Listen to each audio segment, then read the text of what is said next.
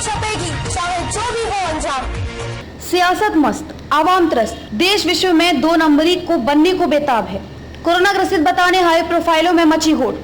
Covid की आड़ में मानव अंगों की तस्करी का आशंका। परिजनों की उपस्थिति में पारदर्शी कफन में लपेटी जानी चाहिए मृत्यु।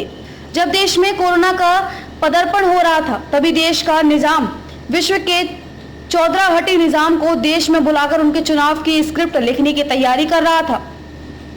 जब मध्य प्रदेश में कोरोना कदमताल कर रहा था, तब जनता द्वारा नकार दिया गया। सूबेदार अपने आकाओं की पशुवती सोच को साकार करने के लिए 2 पाए माननीय पशुओं की खरीद फरोख्त में मशगूल था।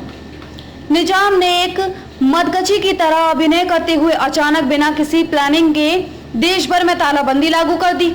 अपने घरों में सैकड़ों मील दूर रोजी रोटी कमाने गए परिवारों को संभालने तक का मौका नहीं दिया गया। तालाबंदी ने जहां परदेशियों के सामने पेट की आग बुझाने का संकट पैदा कर दिया, वहीं देश भर में आवागमन के सारे साधन बंद कर देने का प्रवासियों के मन में पैदा हुई असुरक्षा की भावना में अफरा तफरी का माहौल पैदा कर दिया गया। परदेश से अपने घर जाने की ऐसी भगदड़ मची, जो जिस हाल में था उसी हाल में सड़कों पर पैदल चल पड़ा।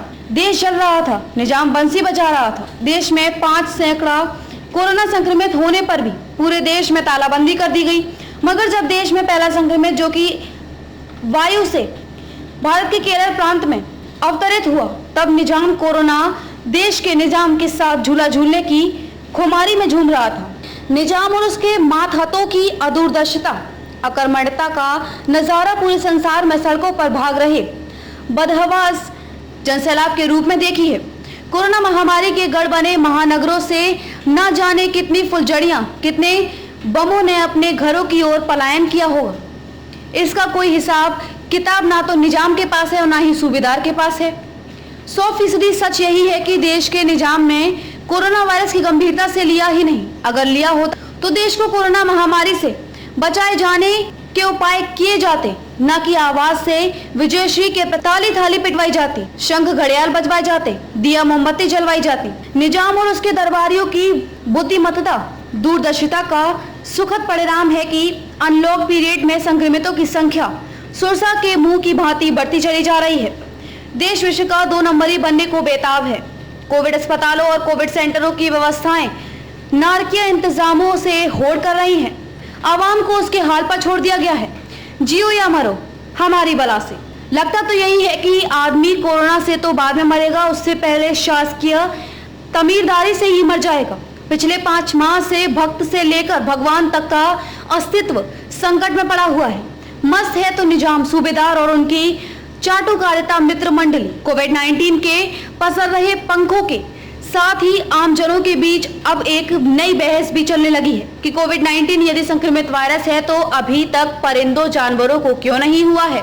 कोरोना संक्रमण से मध्यम वर्गीय परिवार के लोग ही क्यों मर रहे हैं। हॉस्पिटल में ही तो मौतें क्यों हो रही हैं। सड़क पर या घर पर मौतें क्यों नहीं हो रही हैं। अति दरिद्रता में रहने वालों को कोरोना क्यों नहीं हो रहा है, जिनकी मर्जी के बिना उनके पास परिंदा भी नहीं मर सकता। ऐसे हाई प्रोफाइलों में खुद को कोरोना पॉजिटिव बताने की होड़ क्यों मची हुई है। ये कैसा संक्रमण है कि जो आज पॉजिटिव आता है और चंद दिनों के बाद बिना किसी दवा के खुद ही नेगेटिव हो जाता है। कोरोना बड़ी जादुई बीमारी है। कोरोना की दवाई नहीं बनी, फिर भी भारी संख्या में मरीज स्वस्थ हो रहे हैं। सारी बीमारियां खत्म हो गई। जो भी मर रहा था कोरोना से ही मर रहा है। यहाँ तक कि मरने के बाद रिपोर्ट मिलती है कोरोना से मृत हुए व्यक्तियों की लाश को परिजनों को देखने तक नहीं दिया जाता। आखिर क्यों। देश में कई अस्पताल और डॉक्टर मानव की अंगों की तस्करी के लिए विश्वविख्यात हैं।